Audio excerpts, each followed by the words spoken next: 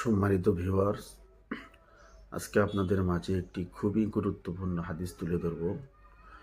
হাদিসটি হচ্ছে হযরতে আবু হুরায়রা রাদিয়াল্লাহু তাআলা আনহু থেকে বর্ণিত।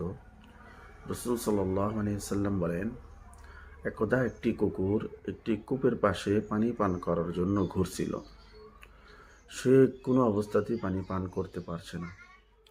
এই অবস্থা দেখে বনি ইসরায়েলের একটি ব্যভিচারিণী মহিলা সে ওই কূপের পাশে গিয়ে তার পায়ের মোজা খুলে তার সাহায্যে পানি উঠিয়ে কুকুরটাকে পান করিয়েছিলেন। এই সামান্য একটু সাহায্যের বদৌলতে আল্লাহ রাব্বুল আলামিন তার জিন্দেগীর সমস্ত গুনাহ মাফ করে দিয়ে তাকে জান্নাত দান করেছিলেন। সুবহানাল্লাহ।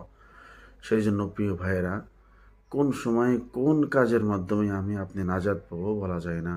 সেজন্য এই যে সমস্ত বোবা প্রাণী রয়েছে তাদেরকে কষ্ট দেওয়া থেকে আমরা বিরত থাকবো সবাই ইনশাআল্লাহ।